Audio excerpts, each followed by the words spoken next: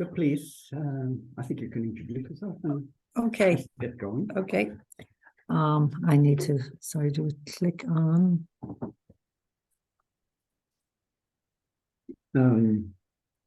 Yeah. I've got, no, this meeting is recorded, is after coming up for me, and I'm not having any effect here. It's lost now. I've got a mouse, right? Yeah, okay. Okay, sorry, just checking the technology. So I better not touch the laptop or the whole thing might collapse again. So it's great to be here. Thank you for coming to the talk, and thank you to Mats for the invitation. So for those of you that don't know me, I'm Ita Richardson, Professor of Software Quality at the University of Limerick, and I'm here for a month. So I've over a week down at this stage, but visiting Asa Kajander. But obviously I'm around, and if people want to have lunch or talk to me or anything at any stage, that's fine. So very briefly on my background, I have done a lot of software process research around particularly in small companies and global software development. But in more recent years, I've moved very much towards healthcare, connected health, and do a lot of work in connected health.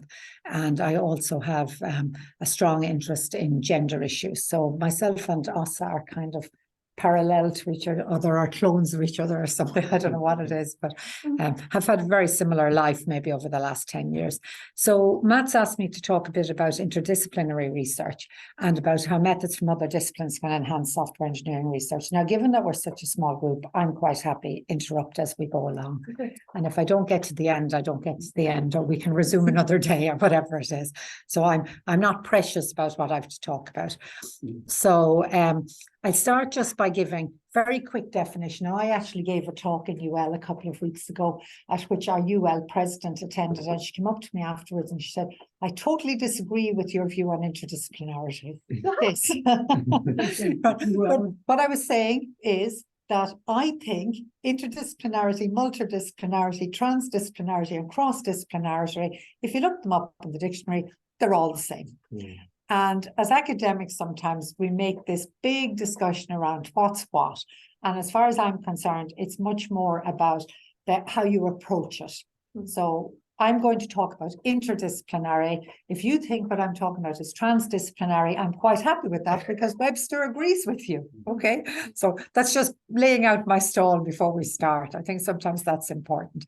So when I'm talking about interdisciplinary, and particularly within the software process world, you know, and this would be, so like in my view, there's organizational process drivers. So we can be the environment we're actually working in. Yeah. So is that a multinational or a small to medium-sized enterprise? Is it more individual than team? That type of thing. There's the domain we're working in. So what's the business? And the business actually affects how we go about doing software development. So is it healthcare? Is it financial? Is it just information providing? You know, in a very general sense, maybe for tourists walking around UpCERG or whatever. And then there's the process. So what's the software process we actually do? So I tend to think a little bit like that. So an example might be that the domain we're in is a regulated domain, the software process is agile, and that interdisciplinary piece is the dark purple piece in the middle. And it's without over-defining it, because there's lots of in and outs. I'm really interested in software process, I'm really interested in agile, but a lot of the time it's that intersection, or really interested in regulations. It depends. Similar, is it a global environment that we're working in, and are we using the capability and maturity model? Again, there's an intersection there that we think about. Or it might even be more broad than that. So we're working in healthcare in a global environment, and we're doing waterfall and agile software development. So again, you know, so those are the kinds of ways that I tend to think about it. Now, when I go on and talk about healthcare, you know, it's really healthcare with software, but it might be software within all of those types of things as well. I see a spelling mistake. Oh my God, a spelling mistake. I'm on fine. So this is a slide. One of the interesting things when people are giving talks online is you can do a really quick print screen, and then you can take their slide and say, this was the slide they presented. So this was the slide presented, the top one, by Lionel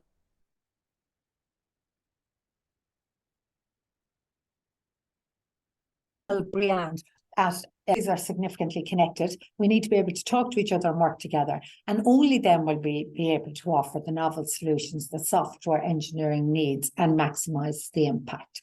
So that was one day at ICSE. The very next day, and I wasn't at this talk, but Daniela tweeted that humanities is not separate from engineering, says Adriana Porterfeld in her SEIP talk. So that's software engineering in practice talk at scale at Google. So again, very much like what Lionel had said the previous day. So it's interesting, you know, when you're in this world and you start seeing, you know, good people and very respected people talking about interdisciplinarity. So from my point of view, what have I learned? So, and I'm going to talk about the yellows at the bottom. That's kind of where the focus is today. But I believe that interdisciplinarity widens the scope of what can be researched. You know, if we think about outside our own field, then we're really widening the scope of our research. I find researching with people. Yes. Yeah, sorry. So when you are talking like this, Yeah. I agree. Yeah. But then sometimes when you are in an academic research environment, Yeah. you're talking about silos. You're talking about Yes. getting so deep, and then you really need to kind of not even think about what's outside because you want to get. Yes. Yeah. So you need that kind of. but you need that kind of research as well. Yeah. Yeah. You don't, I suppose what I would say is that if everything is siloed, then there's a lot of things being missed out. But if nothing is siloed, then there is nothing for the interdisciplinary research to build on. So I can't do research about agile software process within healthcare if the work hasn't already been done on the agile software process. So there's a need for silos, but I think there's also a need for the blossoming from the silos. I love how you highlight the publication opportunities or difficulties because I'm going to talk about that at the end. oh, okay. That's sort of saying this is what I'm talking about. Yeah. Yeah, so I was saying before Matt's question there, I just find researching with people from other disciplines is really interesting. It's really interesting to sit in a room with medics and to hear them talking about what's the medical situation or with the finance people. And so I just find it really interesting, and it can be good fun as well. So I always throw that one in. And this is what I want to talk about today, just about research methods being useful to our discipline, bringing things in from other disciplines, and then a bit about the publication opportunities, because I think are difficulties. So what I wanted to talk about today under the research methods, I'm going to talk a bit about mixed methods, action research, and patient and public involvement. Now, I kind of wondered, do you do action research? Is action research where you're like you're in a classroom? You're immersed. Yeah, and you're making in the classroom changes. giving students and doing research on the same. Yeah. So you've done some, because it's like action research would have come very much from education. So it was really I think only. that's kind of natural for us because we are researching ourselves. Yes. So, Yeah. You know, so that comes, and we do that. Yes. And sometimes we need to hide it because people think actual research is not really research. Okay, see, I never hide it. But let's talk about that. But so if I'm going in too deep to the action research, you can say, look, we know all that stuff, don't need to know. Okay, I really don't mind. You have to kind of guess what you're going to talk about that people would be interested in. So just to talk a little bit about the mixed methods, and I'm just going to use, like, as I'm working through, I'm going to work through project examples. That's what I'm doing, and you can ask. So we've done requirements engineering for vulnerable groups. Okay, and the two groups I want to talk about today are the aging population and people with mild intellectual and developmental disability. And what we've done is basically, if somebody is developing a piece of software for either of these groups, there are basic requirements, regardless of what the software is that you're building. Okay, so I'll talk a little bit about what those are. So it's trying to come up with those generic requirements. So if you're in the banking industry and you've got a cohort, you're now working towards older adults. And remember, the number of older adults is just increasing proportionally. So they are a big market. You know, we talk sometimes about the silver economy. Yeah. That's hidden in there, but it's the silver economy. And so they really are an important population, and we've got to try and make things work well for them. And even this morning, I was listening to the Irish radio news, and the rural politicians have come out calling about pulling back a bit from the cashless society. Yeah. And one of the things that we're talking about, so we have a local sport, the hurling and football, Irish sports, and the GAA is the organisation, and it would be huge across the country. Like our All-Ireland final will have 80,000 people at it, and you cannot get a ticket for love nor money. Yeah. And the rural politicians have come out now and said it is really wrong that this organisation, who are absolutely lifeblood within the communities, is now insisting that you have bought your ticket online. And what they're actually finding is older people, where this would be a big social outlet, have actually stopped going to games. Yeah. Because they can't cope with technology. So, you know, we do have to think about the older adults and how we cater for them. People with mild IDD, so when you look at a lot of technology for those people in that group, you will find that there can be some quite good, you know, you see your motorized wheelchairs, you see your voice recognition, but when it comes to the basic and simple stuff, like how do they actually use healthcare systems? They're designed for people who do not have any cognitive impairment. And yet this is a group. So that there's a gap, there's actually this gap is widening between those who can naturally, maybe for want of a bad word, use technology, and others that have to be supported. So we worked with those two groups. In the first group, we had over 250 older adults between focus groups, prototype evaluation surveys and interviews. What do you mean by older? Older, yes. So the European definition of older, you're all going to get shocked here, is over 50. But our group, so with the 250, the majority of them would have been aged between 60 and 75. But we definitely had people into the 80-year-old age group. Because I was asking, because in the pandemic, we started to have a new vocabulary about, we have the older. Yes, yeah. So we had the older. Interestingly, Sarah, who co-supervised this PhD with me, she was living in a residential home, but she was only she was only living there because when it opened, they couldn't fill it with people who needed the facilities, so they opened it up to the wider public. And she was moving to Limerick at the time, and she moved into one of these apartments. So she actually had great contacts in the home. Like they would go down and the people would come out with scones and they'd sit around and they'd review a prototype and do all that. So the older were absolutely included in this. Yeah. But the official is over 50 and a big span. Yeah. I was quite shocked one day when I was at some meeting. I was 51 at the time, and the lady said, "Oh, we're just becoming an older person." And then the other one then was 19 men and 7 women in a participative focus group. And what we mean by that was going in, getting them to do some work on system. So it was around their healthcare, looking up questions about particular conditions that they might have, how they would go in and view them and following them. So setting open-ended tasks really and observing what they were doing. And in that case, the carers had to be present to help people a little bit more to help the researcher communicate, actually, rather than they were doing the work. The participants were doing the work, but the carers were there to help the interaction with the researcher. Out of curiosity, who was your connection in Italian? Was it the university? Yes, it was the university. So the student was from Saudi Arabia, and he was able to go back and to do the studies in Hong. One of the sponsored students. Yes, yeah. So qualitative and quantitative feedback. So it was really about getting the stakeholders involved at that stage. So just the research question. So what are the recommendations to be considered by software engineers when developing software for people with mild IDD or older adults? And we developed recommendations and we put them into design pattern format. So some people might know design patterns developed by Alexander back in 1977, and effectively they give you a pattern for doing something. And we've used these quite a bit in the research as output. Question about this, though, Yeah. Are you looking for the same recommendations? No, these were two separate. Yeah.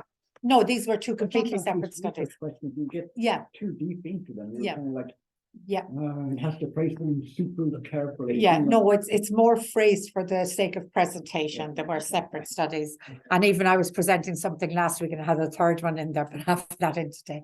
But so this is for the persons with mild IDD.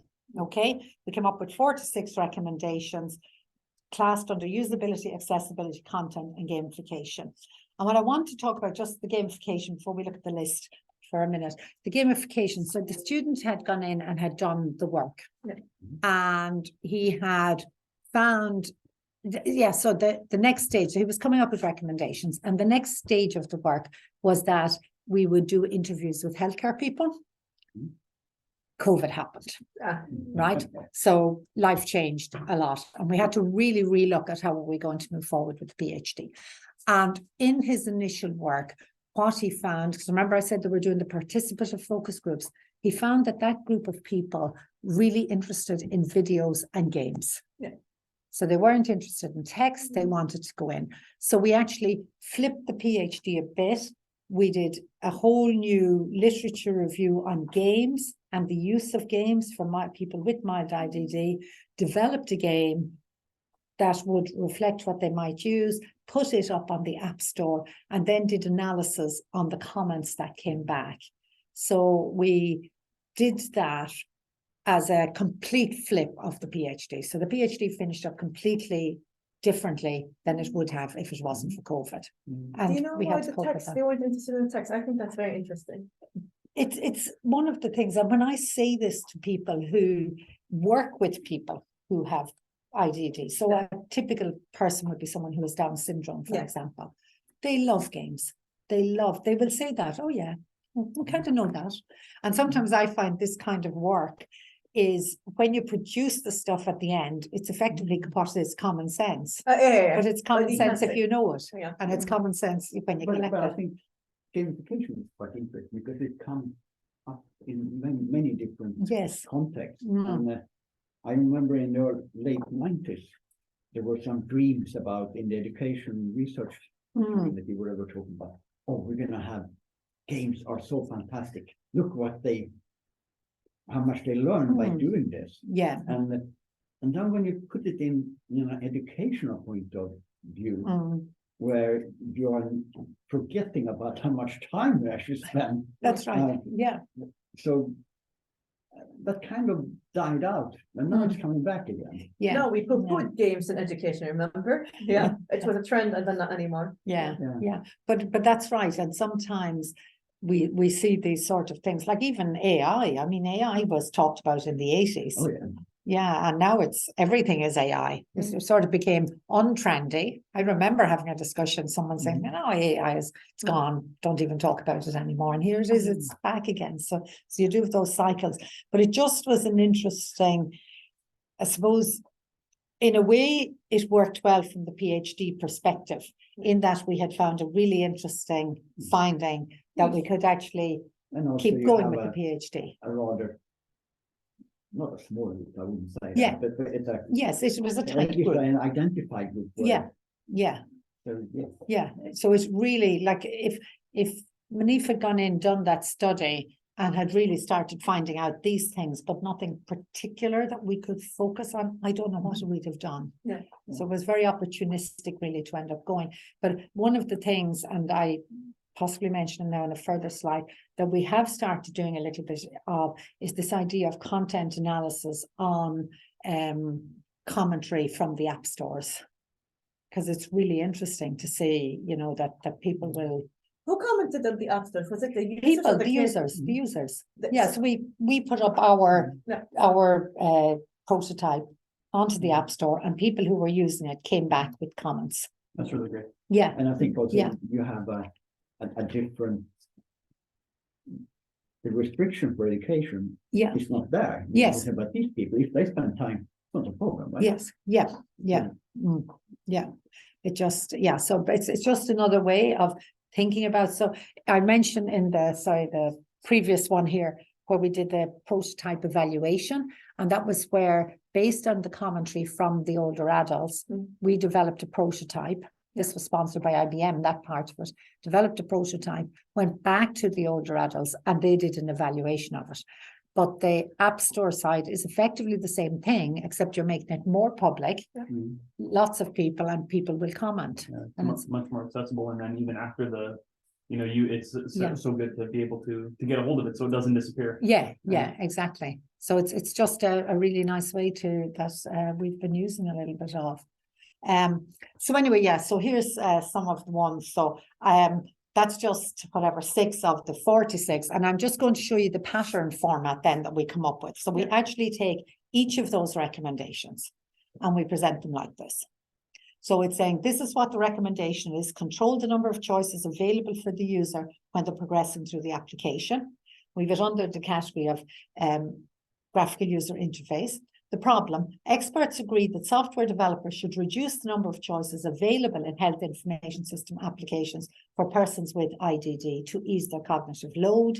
And there's the experts there. So we've got 2 papers, and the third one is a mobile app reviewer. You can see this is an awesome app that is customizable for each user, even down to 2 choices at a time. So what's the solution? Allow the users to control the speed through which they go through the game, control the number of choices.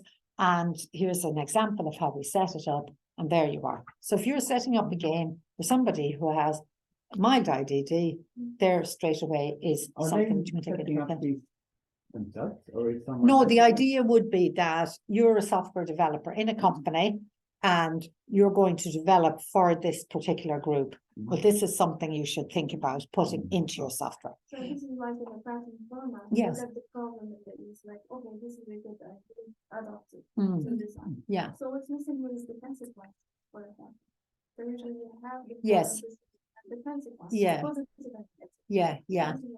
Yeah, but we didn't go to that. It's more about saying, and this is available in a technical report, all 46 of them, and the 44 for the older adults, with them publicly available. We have to do a little bit of pushing of them, which we haven't really because I've been away. But yeah, so they're available, but it's the structure rather than going into the depth of the pattern itself. Yeah. And one of the things we did, so we have in Limerick final year projects, where our final year students do a project. So yeah, so what we did was we got one of the students to take the older adult recommendations. Yeah. And to develop a piece of software based on the older adult recommendations. And what he actually did was he took the launcher on the front of your phone. You learned I learned it anyway. The launcher. I was going to say I learned it. So the menu you see at the start is what they call the launcher. So your opening menu, and you can actually go in and find apps that will say, here's apps for older adults, for launchers on the front. And he analyzed 5 of these against the recommendations. And then he went and he developed his own app, his own launcher, just following the recommendations. So I haven't got that here. I mean, I can show it to you, but I haven't got it on this slide. Such a good project, though. Sorry? Such a good project. Such a good project. And we've got a paper out of it because he analysed the other launchers as well. Yeah. That's it's really for nice. a master's? No, just an undergraduate, a final year better, project. yeah. Yeah. And they made something. And they made. No, he was particularly good. But And- bookmark that one for later studies. Yeah. But we've had a paper published from it. That's great. And there's another one this year where one of the other students, now because I'm not around, one of the other women is supervising it, one of the other lecturers, and he's looking at the recommendations from my IDD, and he's developing something. So it'll be really interesting to see what he comes up with as well. But yeah, so it's kind of moving these things forward as well, if you can. That's not a Yeah. question, though. You were working with persons with mild IDD. Yes. Do you kind of encounter some sort of pushback from it's kind of like using the wrong terms or something like that? Yeah, so I suppose what I didn't say and what I should have said is this was co-supervised by an academic whose background is in intellectual and developmental disability, co-supervised. And so he's in our Department of Nursing and Midwifery, and he was just fabulous from exactly that point of view. And one of the, I can have all these things on the laptop, but if you want to see them, I can. Like when it came, for example, to doing ethics, and we had to do consent forms. Yeah. So like Owen that's not how you do a consent form. You include pictures. You break it down into steps. Oh, wow. Yeah. And I'll pull one up and show you. Yeah. So it's just doing it differently, but we would never have known that No. if it wasn't for having the. That's talks for the interdisciplinary Yes, work. It's yeah. actually Yeah. not to get your good results chopped by choosing the wrong word. Yeah, exactly. And even, I'm always have to stop and be conscious, mild intellectual and developmental disability, mild IDD. In fairness, Manif was from Saudi Arabia, and we really had to keep working at him. You just have to, no, but it was his language and our language. Yeah, we have to, but that's the word. People are persons with mild IDD, and you just get used to it. I mean, I kind of say it much more naturally now, but that is one of, and that's one example I use. I mean, there were many examples, around where Owen really came into his own on it. And, we had to look up the background. So even in the gamification, the game side of the study, the literature, it wasn't just about games. It's how have games been used for people who have an intellectual and developmental disability? Is there any evidence out there that something has been used? What are the things that you would put in or not? So yes, absolutely, you have to consciously all the time. And I'm going to talk, I think, if I don't, no, I'm 90% sure I am going to talk about patient and public involvement, and that kind of gets into that side of it as well. So it talks a little bit about that. Okay, will I keep going? Happy? Please. Yeah. So just to talk a bit about the data sources. So, we all do literature. That's the easy bit. I talked, the bottom left is really about the commentary on the apps. So I talked about that. The other thing is around regulations. So if you're in healthcare, you have to be aware of regulations. If you're in finance, you have to be aware of their regulations. If you're in automotive, you have to be aware of their regulations. So it's just really about, sometimes you actually have to start with the standards. And our literature reviews very often, have the literature, the academic literature, and then the standard literature, standards. And it might be, these are the standards that are relevant. And rather, we don't have to know the detail of the standards, but we have to be aware they're there. We have to be aware of some. I think this is also where we have a problem with our students. Yeah. They don't want to see that. Yeah. Because that's just complicating things. Right. Yeah. But you can't. Let me do the Yeah. But you see, if you start to treat the standards literature and the standards themselves as being part of your literature, then it's just like, it's kind of, it's just like doing your literature review. Standards automatically becomes part of it. Yeah. And, there's so much that isn't being done right because people aren't aware of the standards. And one of my favorite stories recently is, which isn't like, it's not great, but we had a team of people came in to talk to a few of us only a couple of months ago who were looking, and there were medical people. They'd taken on a software engineer and they'd taken on a lawyer to be sure that they were looking at the regulations.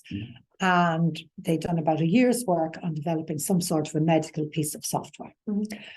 And the lawyer had GDPR background, so your data protection.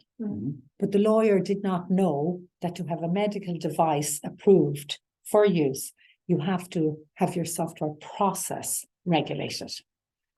So you have to, if you go into any hardware company, so if I'm using, I often talk about baby chairs in the car. When my children were babies, which is over 30 years ago, we used a baby seat in the car. It was strapped in. Next thing, they bring in CE marking. That baby seat was not approved. And there is no way I was going to continue to use that baby seat when it wasn't approved. So I was, putting seats in the car before approval for baby seats came in. But once it came in, I certainly wasn't going to use that. And so many things we have. So if you buy a blood pressure monitor off the shelf in the pharmacy, it's CE marked, it's approved, because someone has approved the process through which it was built. And software has to go through that same process. So you can't just build a piece of medical software and expect to be able to sell it. You have to be able to go through the regulations. So you have to start at the start and build. But don't you think that's it gets in the way of developing things? Because I Okay, would you prefer to be dead? No. Wouldn't you rather there's like an agency that helps people who develop things, and then you just go to them and say, listen, by the way, I need help. I developed this thing. It's really exciting. But I would say, well, you see, you shouldn't develop it before you know the standards, because the standards should be built into it. If you're building a piece of hardware, you will not sell it medically, if you build a piece of medical hardware, you will not sell it unless it's approved. So can I get away with it if I say this is not medical? Yes, Okay, yeah, but that's that happens. what It happens. Fitbit do. Yeah, They say it's not medical. So if we go to Fitbit, for example, so I go for my run every day. I've got Fitbit, I've Yeah. all my stuff, and I'm realizing my blood pressure is a bit high and my heart rate isn't great. Yeah. If I go into the doctor and show them those results, if the doctor gives me a diagnosis based on that, then he's an idiot. they're or wrong. they're an idiot. Yeah, they're wrong. Yeah. But what the doctor can do is say, okay, I don't like these results. They will give me a monitor to stick on my chest to wear for a couple of days, which is approved. And based on those results, they will Okay. give a diagnosis. Yeah, but that's also when you use some sort of letter, that word common sense, where you Yeah. actually not just disregard because it's not Yeah. perfect, Yeah, but you take it in and then you do it. yeah. But interestingly, a lot of medical people don't realize that about software. But some will say also, I wouldn't even look at this. Yes, absolutely. And, Yeah, and then yeah. you're kind of, Yeah. you're missing an opportunity. I think Yeah. that's what you're. yeah, Yeah. yeah. But at the same time, as a patient, it would bother me if the doctor took those results without doing an extra test on Oh, them. no, Oh, yeah. absolutely. Yeah, but a lot of medical people don't realize that about, like, I was at an event a few years ago, a lot of high-level medical people from the health service in Ireland, and I specifically asked about the regulations, apps, and one of them turned and said, but if it's in the app store, isn't it okay? But they don't. If you talk to medics, they really don't know. They don't know. I have gone to talks. I suppose this is one of the things I talk about, but don't overly research about anymore. I would have, but I found it very negative. Yeah. And like I have talked to young doctors, particularly in UL, in the university, we have a graduate entry medical school. So that means we have people who've already got an undergraduate degree and they come in. So there's engineers and there's computer scientists and there's humanities people and they're all there. And the engineers, particularly the computer science people, see there's some medical problem happening. And if there is a medical problem, then they can see the software solution. And they go off and they build a piece of software. And then I come in and say, well, by the way, it's, counted access regulated. I literally get folded arms straight up. So it's very negative. And because of that, I have kind of flipped much more as to how can healthcare processes change because of technology, such as the positive side. It's kind of, Yeah. I think my impression from the Swedish healthcare system is kind of like, if it's not really the thing we have full control over, it's totally irrelevant. Yeah. So it seems, are there differences in the health? Yeah. Like in Ireland, yes, there would be, and now I'm talking about lots of countries as well. I mean, we see it across the world, where you would have that there are certain medical systems within the hospitals or within the clinical system, but where there aren't, people kind of invent ones themselves. They plug the gaps. And there's one internationally that's used in developing countries, DSS. What does it stand for? I should remember. No, DSS. Anyway, it's an open source project that started in Norway about 20 years ago. It's used in over 70 developing countries, and there's no regulations on it at all.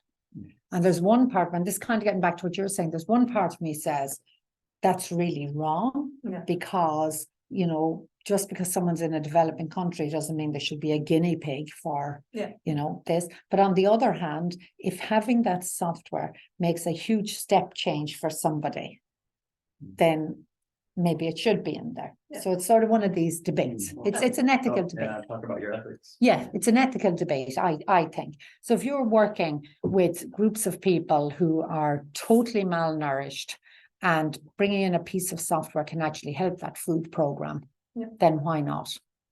Whereas, but the other side of it then is that if there's a danger of more people dying because of that. Yeah. And like regulations were brought in, software regulations were brought in because X-ray machines were killing people. Yeah. Because the software and the X-ray were killing people. So it's about getting it. For context, I am actually from Saudi Arabia, Yeah. and the reason I'm interested in this is because Yeah. I see so much potential, especially with the aging population, Yes, for lack of a better yeah. term, and the people who are experiencing IDD. Yes, Right? yeah, And I don't know the rules in Saudi Arabia. I don't know if there is Yeah. any rules exist in Saudi Arabia, Yeah. and I don't want. And I'm pretty Mhm. sure your student told you. Yeah. By the time you find information, it'll be too late to develop something. Or so. yeah, so, well, different countries have different regulations. So, yeah, in Saudi they have some, but the one country that really I found very interesting when we went to look at it was India. Okay. India's regulatory system is practically the same as Ireland's. They have really strong regulations, which surprised me, I'll be very honest. Yeah. It surprised me. But many countries have regulations, Okay. and you'd be very surprised many have. I think it's more the issue I see isn't that the countries don't have them, it's more that the individuals at the level don't understand that they're there and don't understand what they're about. Yeah.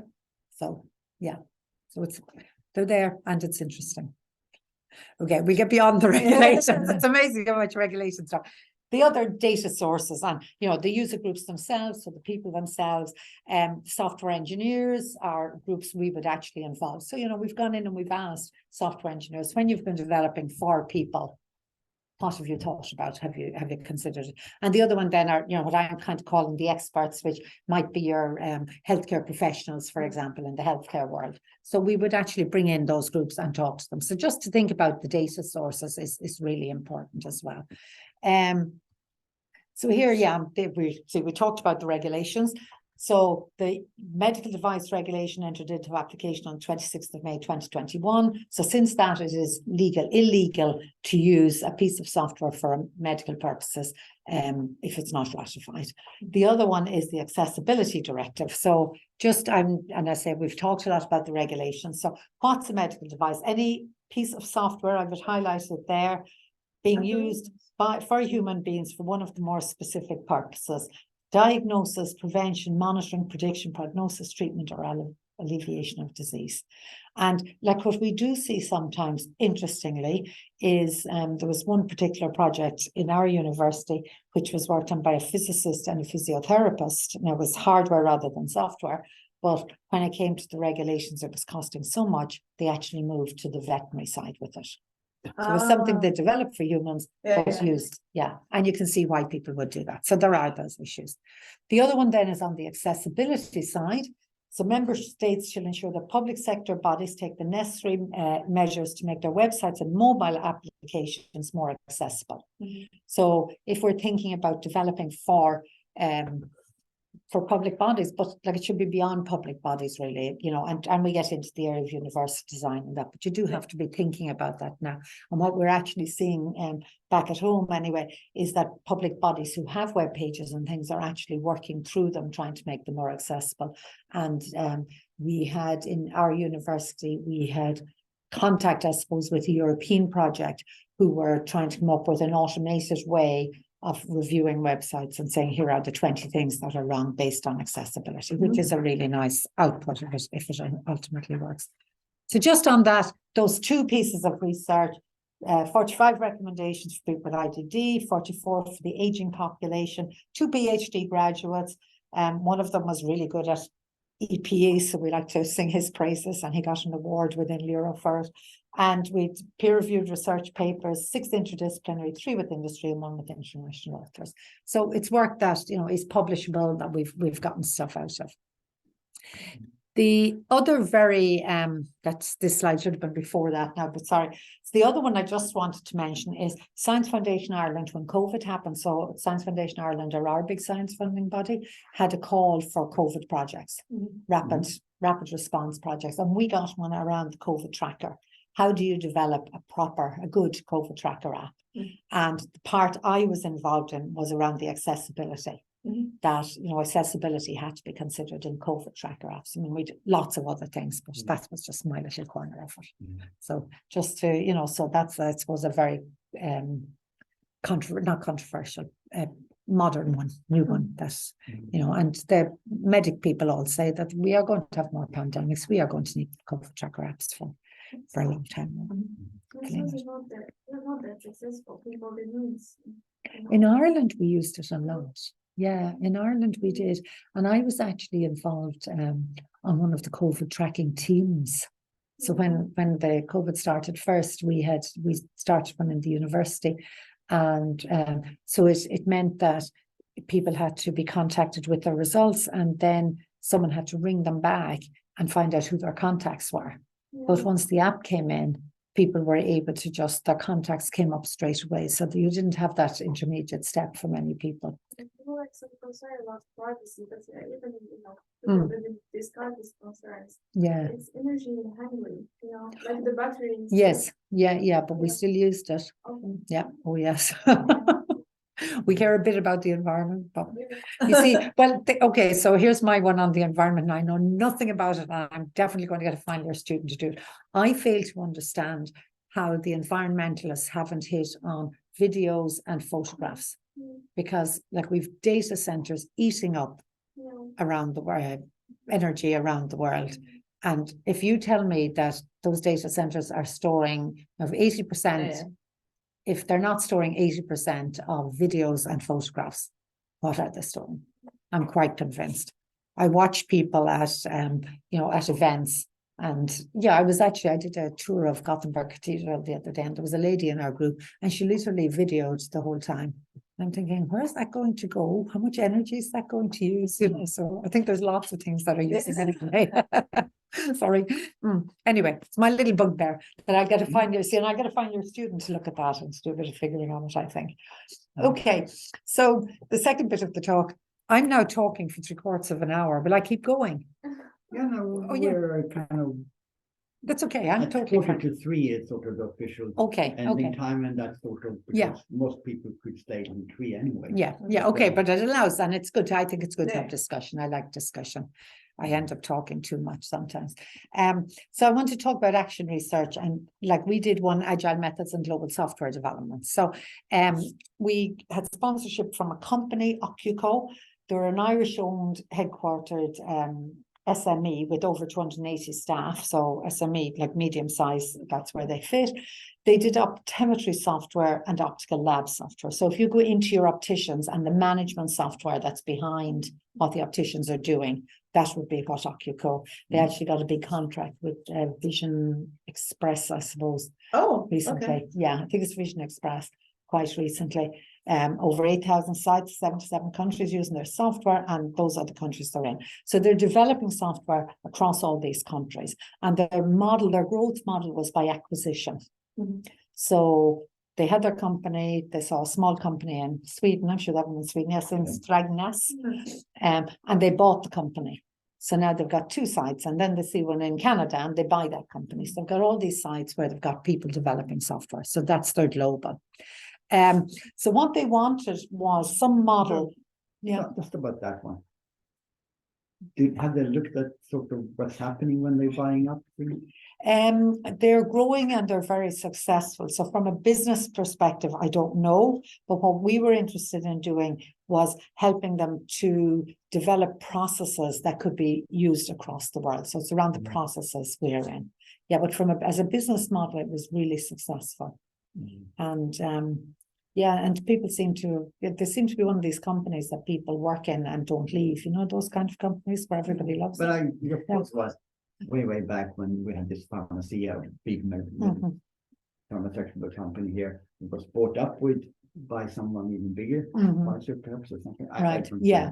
But quite a lot of the most creative people in pharmacia have just left. Right, yeah. They felt like, I can't stay here. Yeah. This is too regulated. I can't. Yeah. They are controlling me on what to do. Yes. And I kind of wondered, was that when they bought it? I think they bought the creativity, and then they did something. Then they else lost the creativity. Yeah, and even if you look at Twitter at the moment, like there's big ructions in Ireland at the moment around Twitter and how it's been taken over and what's happening, and so it doesn't always work, but it seems to work for them from an employee point of view. But so we were more interested in the processes. We like this company because they have people all over the place. And the processes will be part of it. Yes, yeah.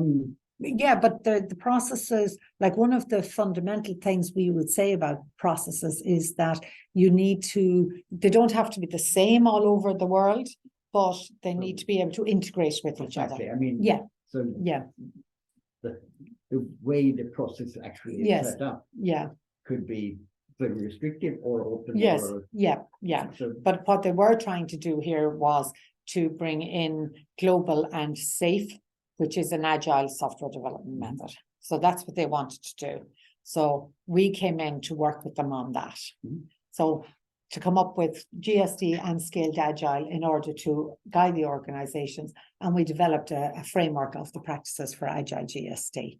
So our starting point, the top left is SAFE for lean and software systems engineering, and SAFE would be a really popular agile practice, and that's what they wanted to implement. They had decided that.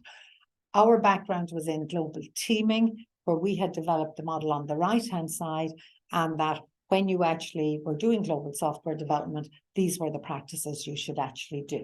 Okay. Okay, and then what were we doing was we were doing the combination. So we had the safe practices, the GTM recommendations, and how do you actually pull them together and work. So that's what we were doing. But I wanted to talk more about the process than the details, so I'm going into the detail of the models there. So different, if you want that, give it a different presentation. Okay. So what we decided to do was action research. And just to, I'm breaking it down a bit now, and it might be broken down too much for you, I don't know, but you analyze the published research, always the first thing, isn't it? Analyze what's going on at the moment. So how are things, what's the practice at the moment? Develop what the practice should be from the current plus the research, then do some sort of an implement. Then analyze what you're after implementing. So this is the part of, you were saying when you're getting in the classroom, they're actually doing, implementing, and you're working and researching with them around that. And then going back to the cycle of this is what the new as is, and going into the cycle. And like we would often talk about action research, maybe doing 2 cycles or 3 cycles. It would be very rare to do 1 cycle in action research, but it depends on how the project is set up. In my PhD, a long time ago, I ended up doing action research in 2 companies, 1 cycle in each, and at the same time I had 2 companies who didn't do any implementation. Okay. So I was able to evaluate how they had changed and how the 2 companies I was working with had changed. So it was a bit of a combination of. But what I think really worked about this, and I think it's very important in action research, is that you integrate. You integrate within. So this picture. So when you say integrate, what do you? Well, here I'm just going to say. So this picture are the employees at a workshop, and the 3 people circled are the 3 researchers that actually worked with them. They were part of all of their training. They helped them to develop processes. So they worked with the process development group. So they weren't developing software, but they were working with the process development group. They were well known in the organization. People were happy to sit and talk to them. People were happy to be interviewed by them. They had access to all the documentation. They were helping to develop the new documentation. So they really became part of the company. Mhm. And when the company would have social events, these 3 were always going to their social events. I never got invited, but they were brought one. Well, no, the odd one. I shouldn't say I never, because that wouldn't be fair. But that's what I mean by integrate. So actually, they became part of the groups that they needed to become part of. And that was very important. So what did we actually do within UpCERG? So we started off doing the first iteration, game as the output. So in first iteration, we developed game, then it was implemented in a team. And from that, then there was an analysis done, and came a second game development. It was implemented again, and then we came up with the final model from that. So you can see there's sort of 2 action research cycles happening there that actually gave us the final model. How long did this take? Hmm? How long did this take? It was done over 2.5 years. And one interesting thing, I mean, I've got a couple of, so some of the outputs, but that's what happened. So they came in, they immersed in the company.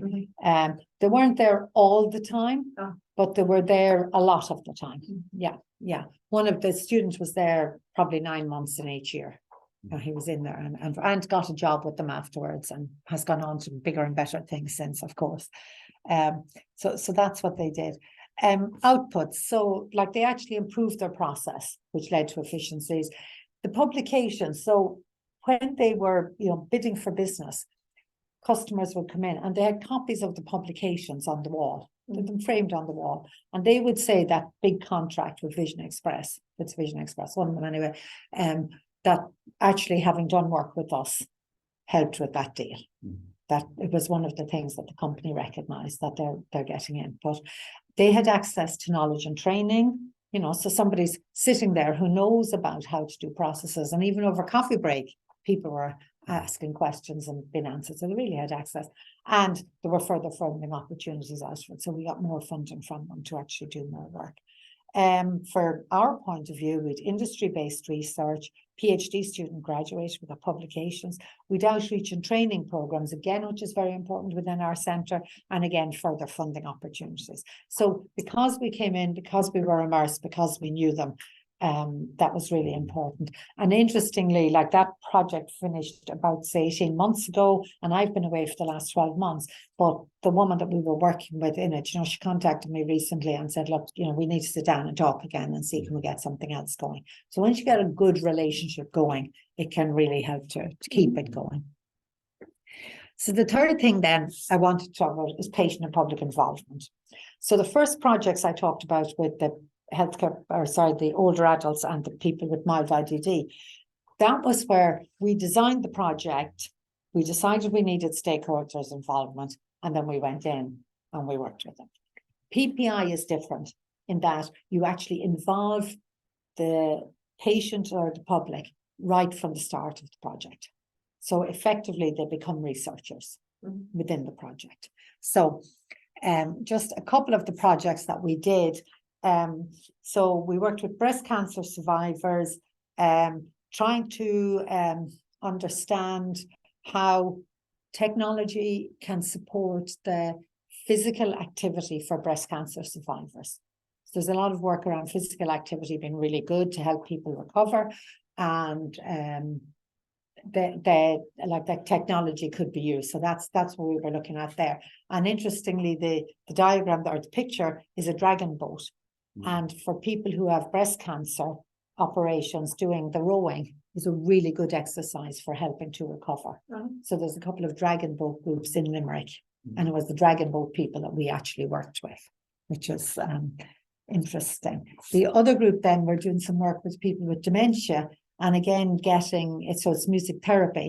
And I suppose I go back to when COVID did happen and we were all sent home and we were told, use your computers to teach your class. Yeah. And of course we did, but we didn't do it generally. We did it okay, but we didn't do it particularly well. And since that, there's been lots of research going on into how we can improve our teaching now remotely.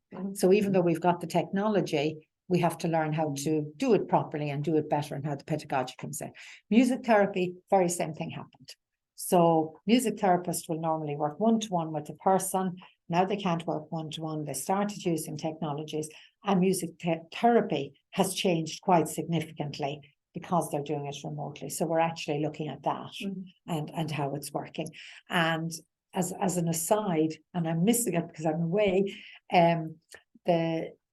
they've been using songwriting workshops to help the people with dementia to express themselves. So they're actually, I know that was supposed to be last week before I came away, and then it got moved.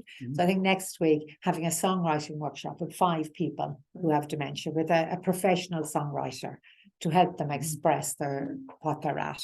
So it's a completely different method, and I'm really interested in what's happening out of it, you know, but I haven't done it, so I'd be a little bit interested. And in the breast cancer one, we used a method called Photovoice, and that's what I'm going to talk about. So first of all, so there's 2 things here, PPI and Photovoice. So the healthcare people now are big into PPI.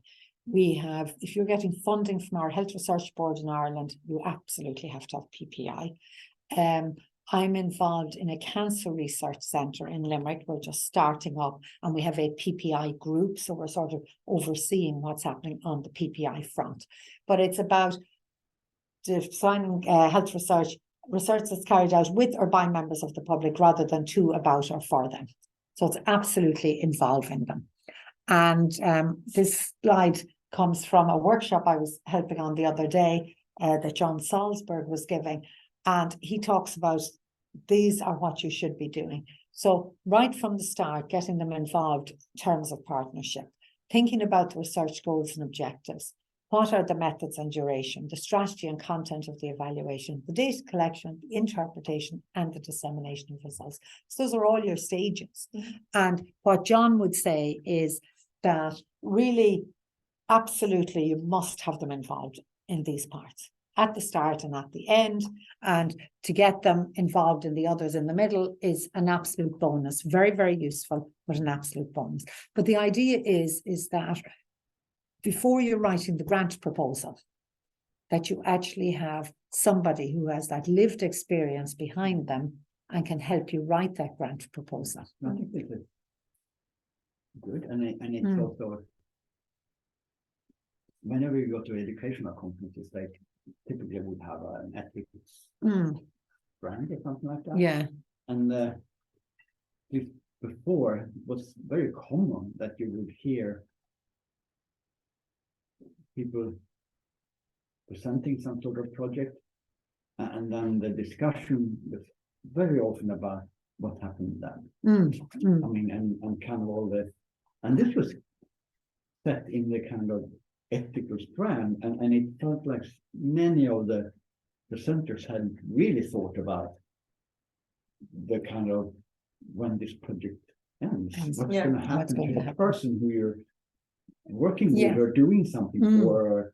So I guess this is at least one step to make sure that you're not leaving stranded, or at least have a plan for what you do. Yes, one interesting quote John used last week was about a study done with the Native American community in the States. And it was like, you know, these researchers landed in like a flock of birds, picked what they want from our brains, and then left. And, you know, when you think about it, sometimes that's what we do. We go in, we try to figure it out, and we walk away. With our papers. With our papers, exactly. Whereas this is actually saying, if you're going to do that, then have the people involved right from the start. And I suppose there's still an awful lot of learning going on around PPI and doing it right. And, you know, if we were to involve people from the public in our research, do they know what research is? Is there training we should be providing them? What stages do we want them involved in? You know, so there's lots of those things. So it's not just about walking out and saying, okay, there's a teacher, you know, there's a lecturer who teaches software engineering. We'll bring them in here to our education group and we'll try and get their viewpoint. It's actually getting them involved and having them as part of the team. And like we all know as well that sometimes what happens is there's a call for something, and we look at it and you've got like 3 weeks to get it done. And the last thing you need is to be trying to scamper around and find a few people from the public that might be interested in being involved. So like in the cancer research group now, like our plan is to set up a PPI panel to have people who have said, yes, we're interested. So if any interesting project comes up, I'm happy to sit in it. So it's about being proactive as well and how we move forward on it. So it's quite interesting.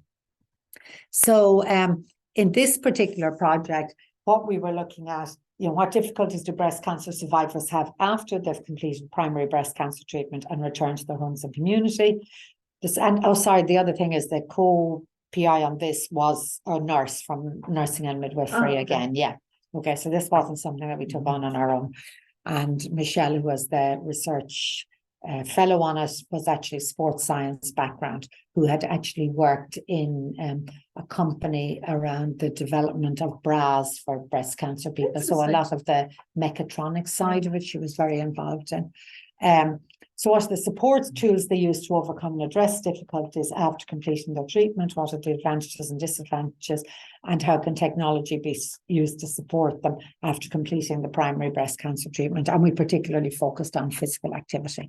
So project was called Breast Tech. And this is the Dragon Boat logo, which won her a best poster competition. I thought literally the poster was the Dragon logo, and she won, which was great. We'd never object to winning things. Anyway, we got an engagement award to promote breast cancer research to people and to develop interest by participants by becoming involved in PPI. So part of it was to try and get people involved and engage them through Photovoice. So we use this I'll tell you. So Photovoice. So what is Photovoice? The very next slide is Photovoice. So it encourages people to use their voice and provides them with information to do so through the medium of photography. So I might ask you to go out and take photographs about education. Okay, so what photograph could you take that might give me the idea of education? Classroom. Maybe a classroom, maybe the sign UpCERG University. Yeah.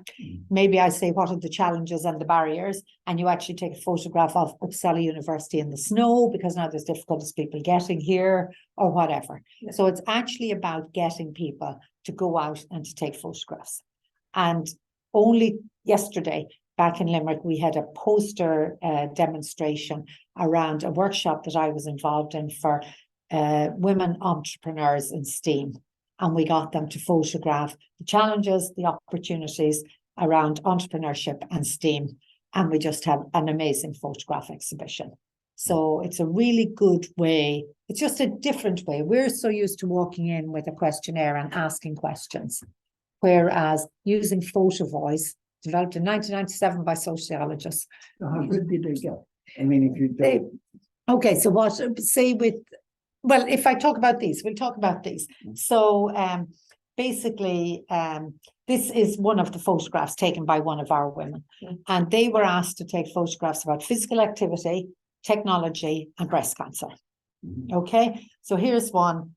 You can see it's a piece of technology, and our lifeline support comes in different forms. There's an app for that. That was the comment that she had put on that.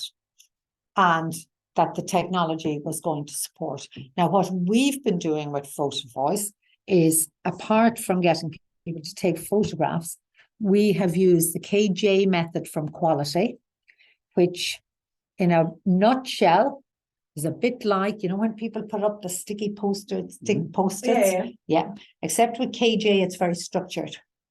You don't talk, and there are rules around it.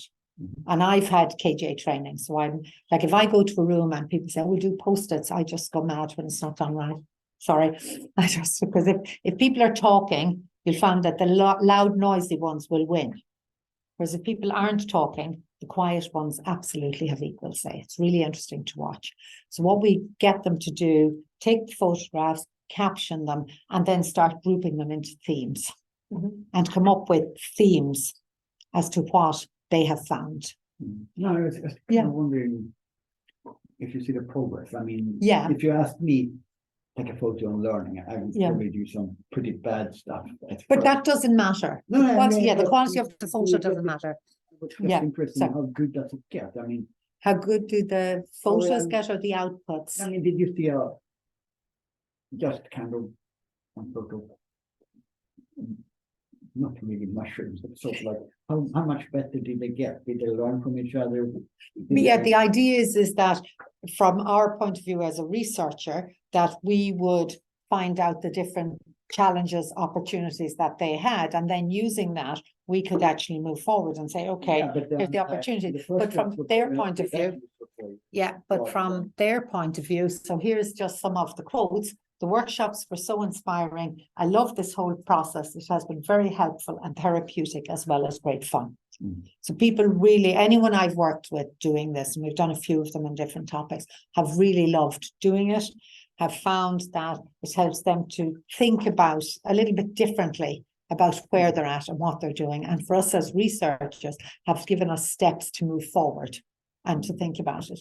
So here's the page from the book. There's an app from that. So the top left one, you can see it's just plugs, and her comment is, if only I could plug myself in to recharge. The bottom one here on the right, I'm a full-time mature student, and without my devices, I would be completely lost. And then the top one is your Fitbit stuff. I've always loved Fitbit. I've had one for many years. I found it particularly useful during and after treatment. So, you know, she's talking there about how it helped her.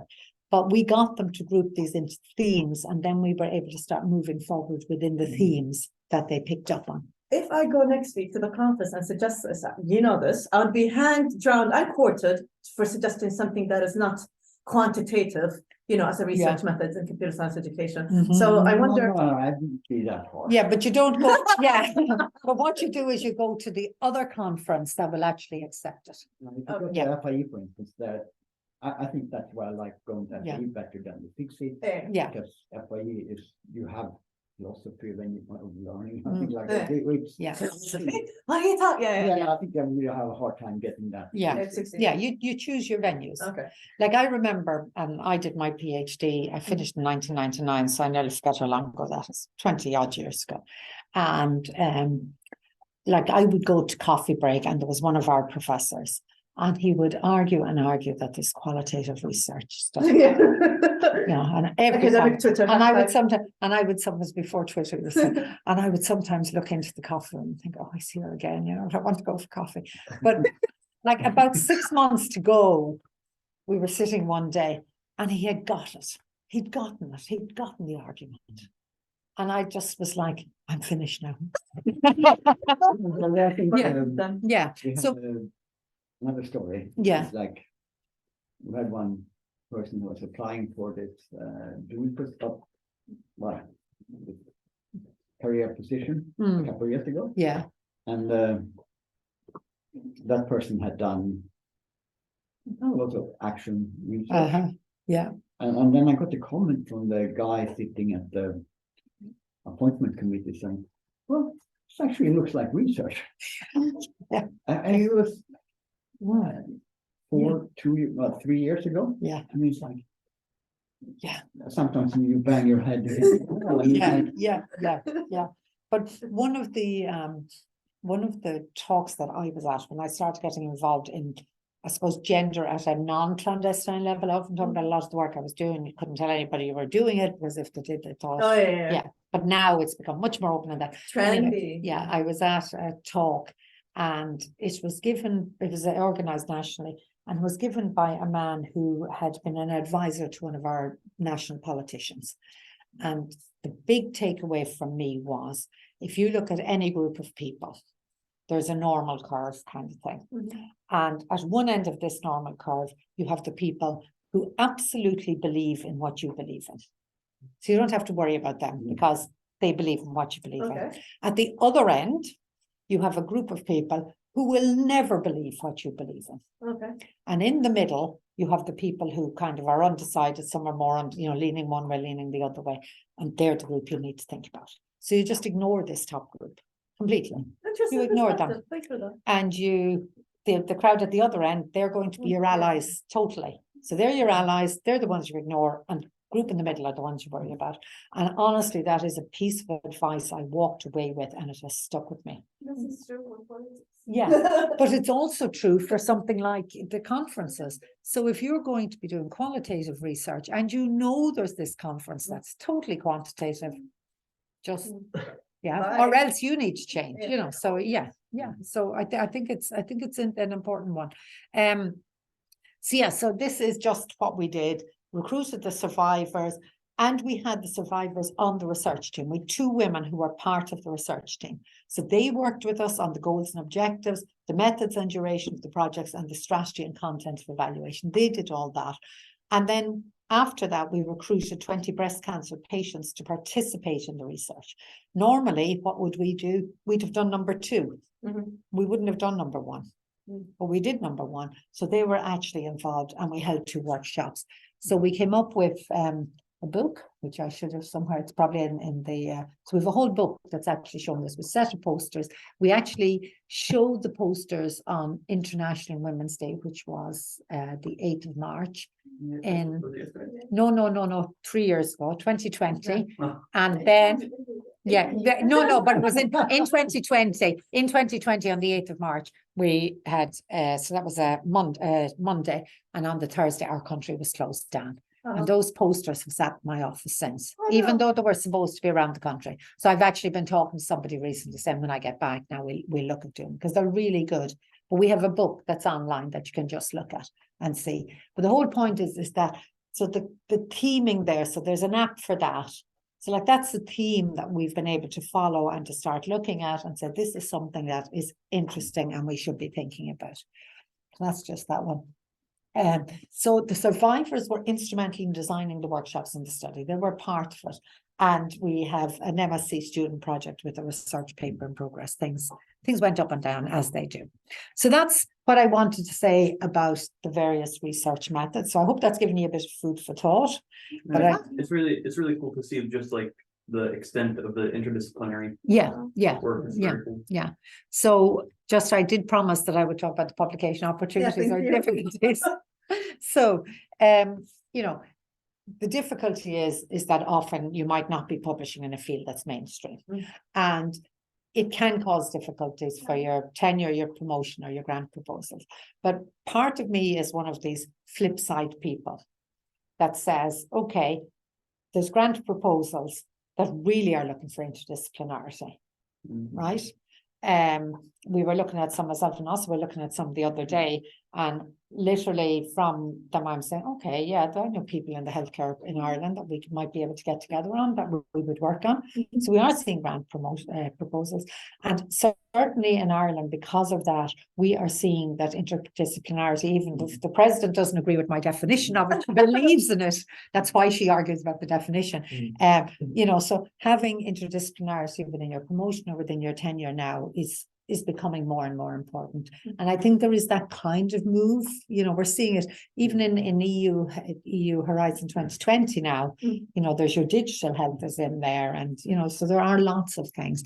But I suppose from the publication side, now I do talk about within, you know, sort of the internal disciplinary, so looking at agile and software development, hybrid type stuff comes in. And, you know, we actually, I've never ever been on an author list that long before in my life.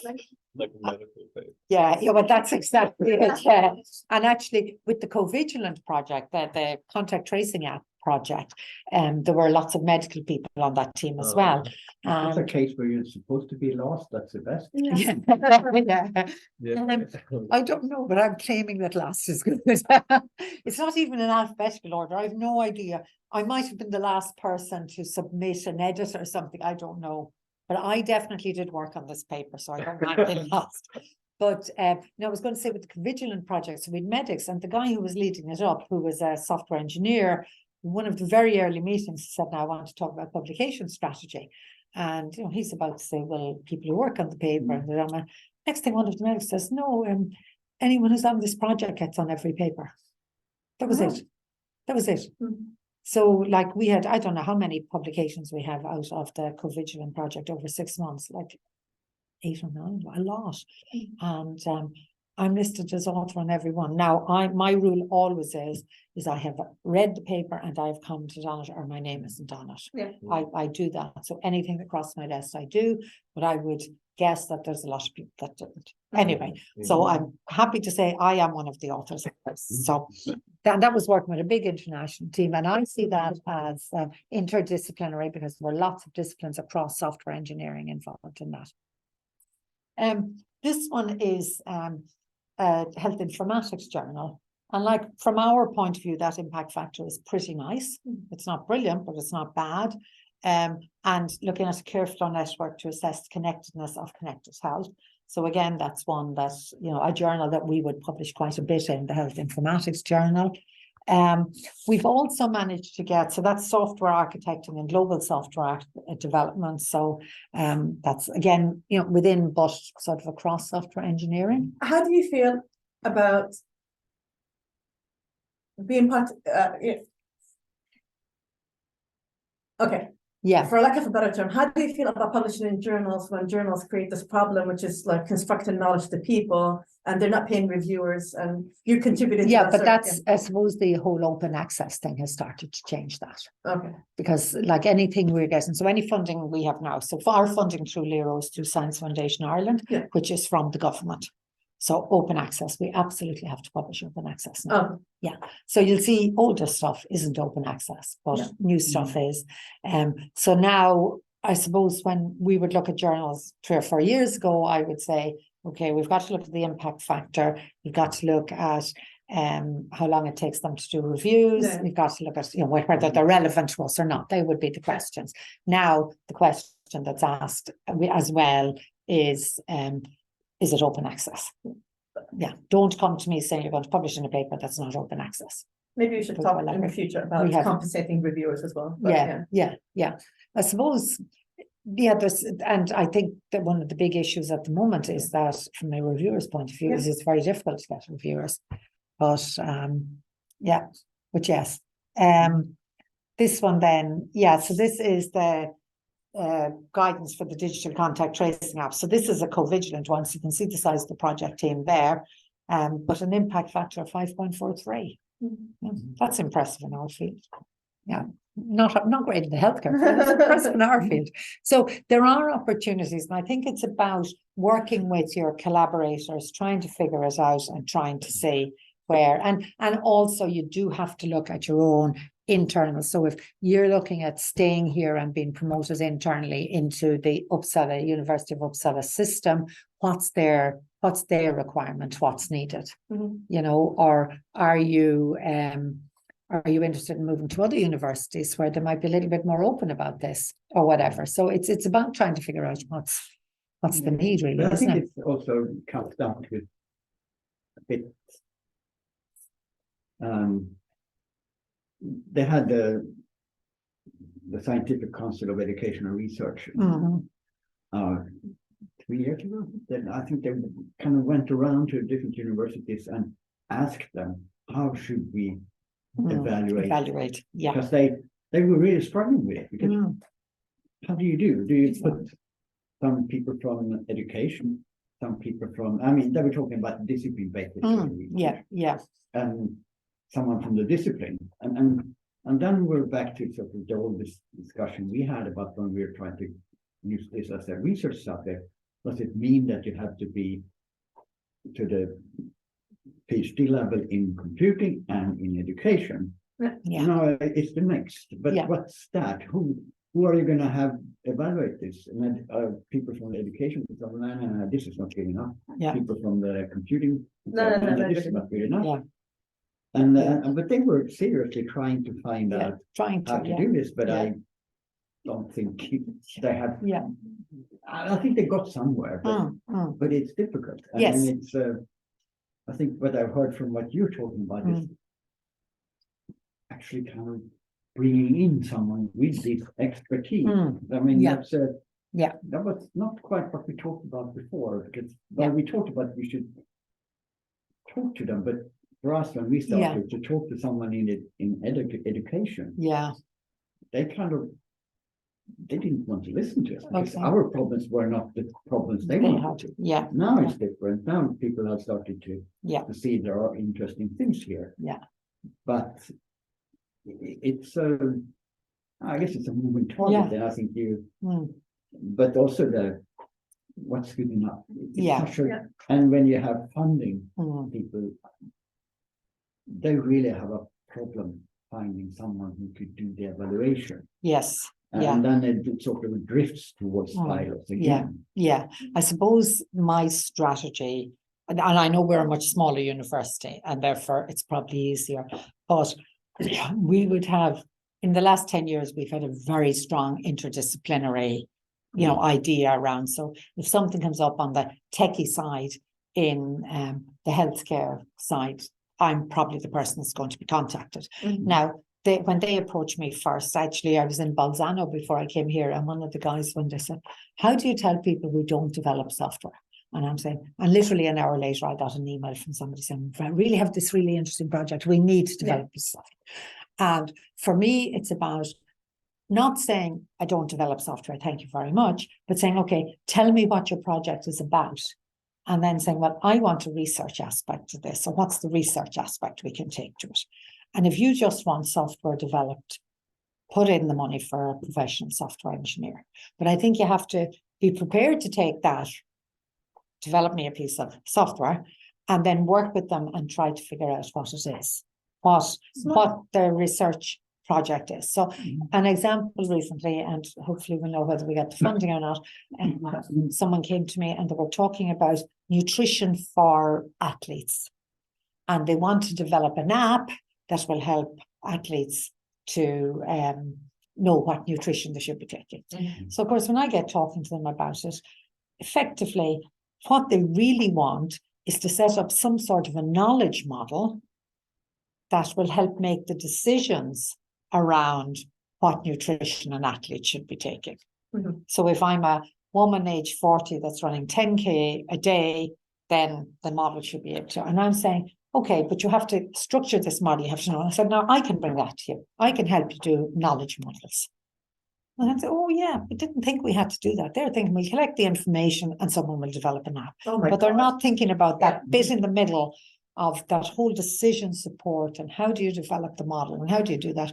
So I'm in on that project if we get the funding. But it's, to me, that's one thing. Secondly, is if we've got a project, so again, say Manif from Saudi, he comes, he needs to do a PhD in health information systems. That's what his funding is about. I was at the time had read a bit about the lack of software support for people with IDD, had talked to a friend of mine who was working there who absolutely agreed. And we really felt that we could pull something together as a project. But I knew I didn't have the academic background in the nursing and midwifery. So I contact nursing and midwifery. I'm told who the expert is. And now I'm offering him co-supervision on a PhD student No, I think and on publications. So it's what about, you're talking about here is Yeah. the opportunities. yeah, it's Because many of the exciting and good stuff is Yeah. where it's interdisciplinary. yeah. And also the other thing then on, so I know when I'm presenting like this is kind of sort of the real black and white impact factor and citations and all that. But the other thing that has become quite popular in Ireland is the idea of impact case studies. So actually writing up a case study and saying, here's what my case study was, and here's the impact that this had. And there's a whole method and way of doing it. Now, I've never done one, but I've seen some of them written up and they're really good. And in business, like way back 30, 25 years ago, I remember being on a course around case studies in business, and they're seen as publications, you know, and it's not just about writing a case study, it's about writing a proper case study. I don't know if you know the Irish show Riverdance. Yeah. You know Riverdance, yeah. So the man who was actually doing that course with us, he actually had done a whole study around Riverdance and it as a business phenomenon. And the show itself was not making money. It was all the merchandise and the sales around it that was making the money. But he wrote up a case about that, that's published, you know, that's held as an academic case. Wow. And, you know, that was something, when you think about it, it wasn't about impact factor, but it was in the cases. So there's this move back towards cases a little bit now in Ireland. We're seeing it, you know, so I think there's different ways of people trying to judge, for want of a better word. The other issue that we have in our university is we have, for example, a World Music Academy. So you have people doing practice-based PhDs. So they have to develop music or they have to develop dance or whatever they have to develop. And their outputs sometimes can be CDs, you know, or whatever, artifacts from music. And I sometimes laugh when I'm reviewing their promotions things, because like I'm in a choir and I have a couple of CDs as well. but it's about the, you know, the whole background and production. And we've had to really work at our systems, our promotion systems to allow for those people to be promoted, because in their fields they're big and great as well. So yeah, it's a big thing, but I think that that's what it's. 1 hour and a half. Yes, I'm I'm about ready to go. No, I'm finished. You what? I feel you. I feel like, you know, you need to take some rest. No, so no, we've been having a discussion. We've been having a discussion. This is the kind of talk I like, where I'm throwing out something and we're discussing. No, I'm happy. Anyway, I'm finished. Look, I'm finished. I'll sleep. The acknowledgements come next. And then I have the references. So I'll send you all these. You can have all these, and that's it. Thank you. Thank you. Yeah.